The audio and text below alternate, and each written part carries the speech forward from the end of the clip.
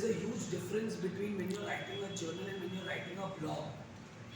Blog, obviously, you're actually, entering details about your experience, or let's say, let's talk about video logs, vlogs, जो हम बोलते हैं. What are these people doing on YouTube? They're trying to capture experiences, through their cameras, through videos and all, and then they're editing in a form where the public, that's the audience, will like it. That's how it happened, no? If let's just imagine there was a time, Windows make there used to be a video editor tool, Movie Maker. Yes. Okay, and it was a very simple tool. And let's say people who loved taking, glimpses, bits and pieces of videos. So what you used to do is, let's say for your friends, if you wanted to, or for your special person, if you wanted to make that happy birthday video, okay, that happy birthday video, you used to use that. I remember I had done it for someone my special back in the day, and there was this movie maker which helped me a lot to curate. I used to take pictures from different places and then write text on it, and for a minute or two and add a music to it. So that kind of a skill we already had, but now what has happened, because the tools have enhanced, okay, in those tools the features are enhanced, so you can actually create more better videos for vlogs and all. Similarly, when we say does the blog consist of interesting topic and how detailed they are, I'm planning in the month of March to go to a tiger safari that is in Tadoba, that is in Chandrapur, Nagpur ke side. Okay, so now my plans are fully set. I've got a nice DSLR with me. I need to understand what all experiences I'm going to capture. So my plotting is already done in my mind. And let's say tomorrow I already have a website of mine, okay? Because I teach WordPress and all those kind of a thing. So now I'm thinking, if I go on my WordPress website and start writing about my experience, what exactly I'm going to write? What will be my experience? What are those safaris that I'm going to do? Okay, when I'm staying in my hotel, through that hotel, what all those safaris I'm going to cover, and it's a very hectic schedule.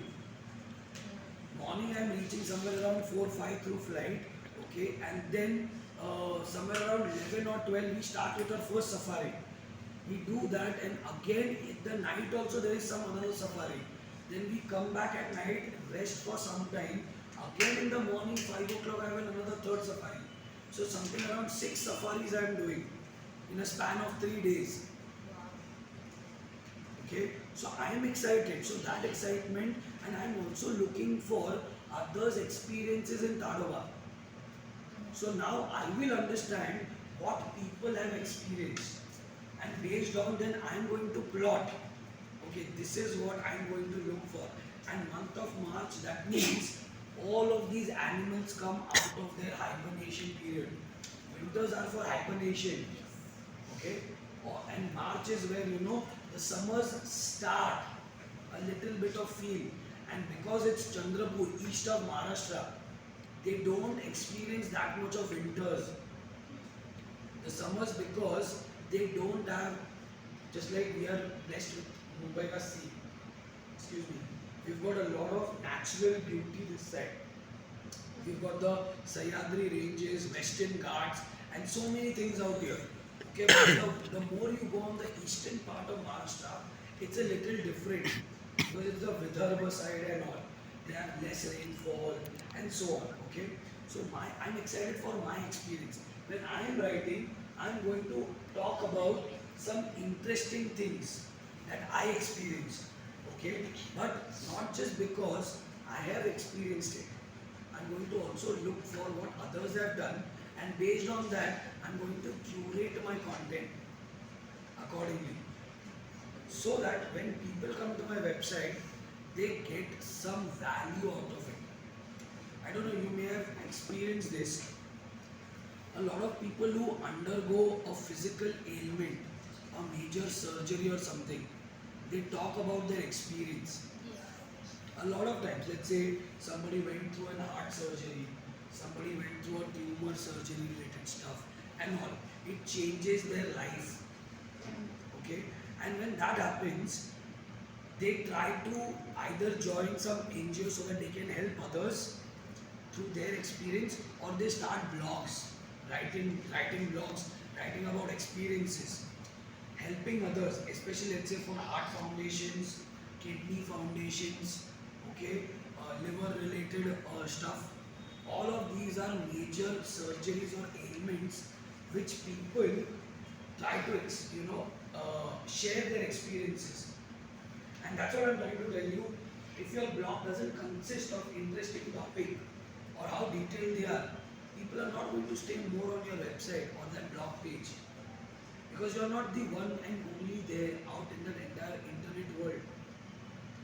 There are more than around trillions of websites, landing pages on the internet. Okay, trillions. So just imagine in this entire canvas of websites, you are just one dot. Is this making sense? Yes. Next is, does the blog include any images or videos?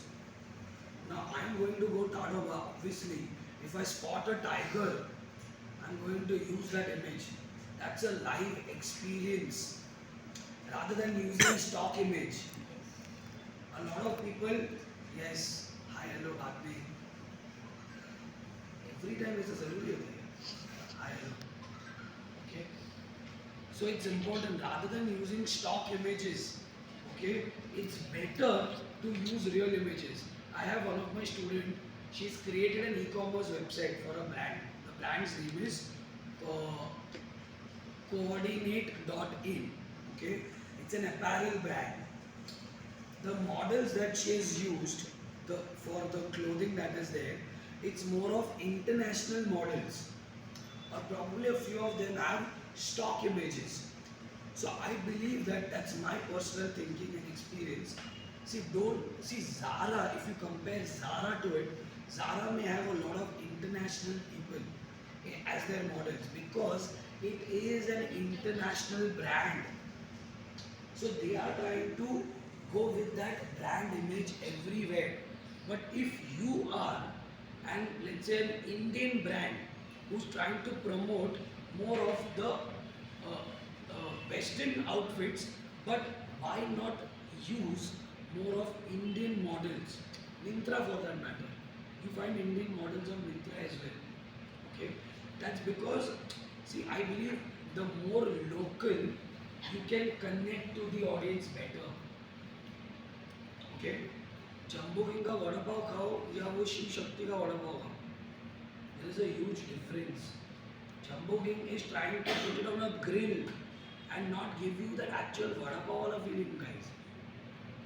But if you go to that Shiv Sena का एक ठेला आता है वो वड़ा पाव का, I don't know, it's called a Shiv vada pav or something.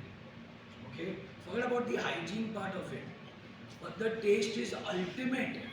And I am giving you the hunger craving now early morning, but please try to understand what I'm trying to mean. If my images and videos are not relevant, they are not as per what my target audience is, people may just find it, no yaar, these are fake, and they automatically go to the review section and so on. Okay, is this making sense? Yes. Cool. Search engine optimization we looked at, that is SEO, wherein basically it is all, there are multiple parameters involved in search engine optimization. Two of them is, the major ones are on-site and off-site. We also call them as on-page and off-page. On-page is everything related on the website's front end, what you basically see. So when I type wedding wear for men and I find out, let's say Manyavar, I click on Manyavar, and when the Manyavar's page is loading, whatever you see when the full page is loaded, it's called as the front end part. But to create that front end, there are languages like HTML, what do you call it as CSS, JavaScript, Node.js, okay, PHP, Python. There are multiple languages that you use to create websites or landing pages. Okay, and on page means you are trying to fix or optimisation का मतलब ही वो है. Optimization means update, upgrade, fix errors, and so on. Off page means, let's say now I gave you an example of a backlink.